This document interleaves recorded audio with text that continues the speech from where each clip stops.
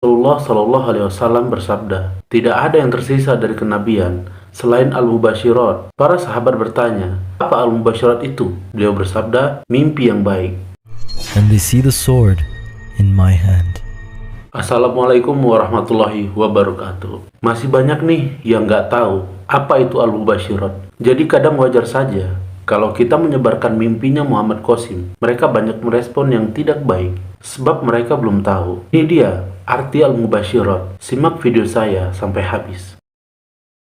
Banyak orang heran, kenapa sih kok mimpi dijadikan petunjuk? Kenapa sih kok mimpi disebar-sebarkan? Nah, ini dia hadis tentang al-mubasyirat dari Abu Hurairah radhiyallahu anhu. Ia berkata, aku pernah mendengar Rasulullah Shallallahu Alaihi Wasallam bersabda, tidak ada yang tersisa dari kenabian selain al-mubasyirat. Para sahabat bertanya, apa al-mubasyirat itu? Beliau bersabda, mimpi yang baik.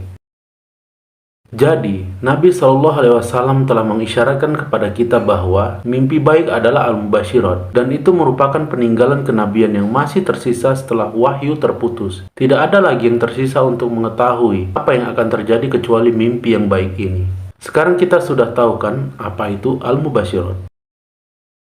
Oke, kita lanjutkan. Kenapa sih mimpinya disebarkan? Nah, dari kata al-mubasyirat yang sudah kita ketahui ini, ternyata mimpi Muhammad Qasim lah yang dimaksud al-mubasyirat itu. Karena isi pesannya yang baik juga banyak pesan dari Allah dan Nabi Muhammad SAW. Seperti garis besar ini, mimpinya berisi menjauhi kesyirikan, tauhid, perang dunia ketiga, Ghazwahin, yaitu perang melawan India, bangkitnya Islam, kedamaian dunia, Islam seperti zaman Rasulullah SAW, munculnya Dajjal, turunnya Nabi Isa alaihissalam, Ya'juj Ma'juj dan kiamat. Adapun dari pesan-pesan secara garis besar ini, masih ada pesan penting lainnya yang secara khusus diperuntukkan untuk umat Islam. Insya Allah akan kita bahas di sesi lain.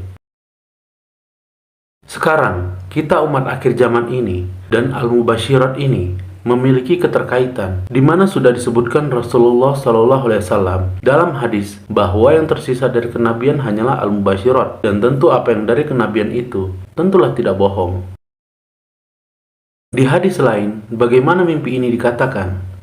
Nabi Muhammad Shallallahu Alaihi Wasallam bersabda, di akhir zaman, hampir mimpi mukmin tidak berdusta, dan mereka yang paling benar adalah yang paling benar kata-katanya, dan mimpi itu ada tiga. Mimpi yang baik adalah kabar gembira dari Allah, mimpi yang dibisikkan oleh jiwa seseorang, dan mimpi dari kesedihan yang dibuat setan. Dan bila salah seorang dari kalian bermimpi sesuatu yang tidak ia suka, jangan memberitahukannya kepada siapapun. Hendaklah ia bangun lalu sholat. Kelanjutannya, Nabi Shallallahu Alaihi Wasallam bersabda, mimpi seorang mukmin adalah satu dari 46 bagian kenabian.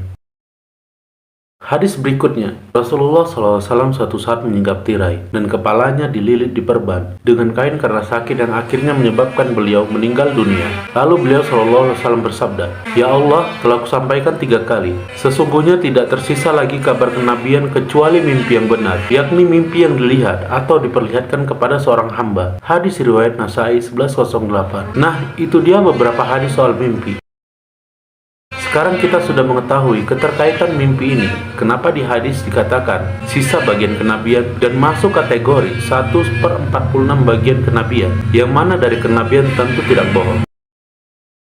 Dari yang sisa inilah menjadi sebab kabar itu datangnya dari mimpi. Karena kenabian sudah tidak ada, maka dari itu kita dibimbing Allah lewat mimpinya Muhammad Qasim bin Abdul Karim sebagai petunjuk umat akhir zaman. Semoga sampai sini dapat dipahami dengan baik.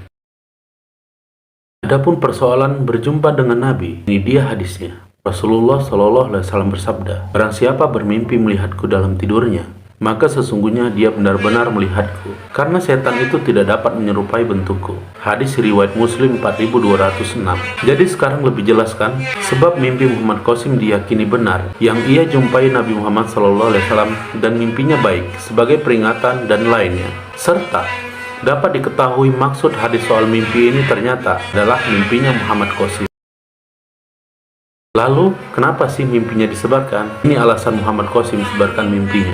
Pada bulan April 2014, Allah Subhanahu wa Ta'ala memerintahkanku untuk pertama kalinya, Qasim, sebarkan mimpimu ke seluruh dunia. Aku ingin semua orang tahu siapa dirimu. Jadi semua sudah jelas ya, kalau Muhammad Qasim itu sebarkan mimpinya karena perintah Allah Subhanahu wa taala. Alhamdulillah, selesai sudah sesi ini. Terima kasih yang sudah menontonnya sampai habis. Tolong bagikan pesan ini kepada orang-orang. Setiap kita yang membagikannya dan ada satu orang tertarik karena dari salah satu yang kita bagikan, maka kamu akan mendapatkan kebahagiaan yang sama dari pahala kebaikan tersebut.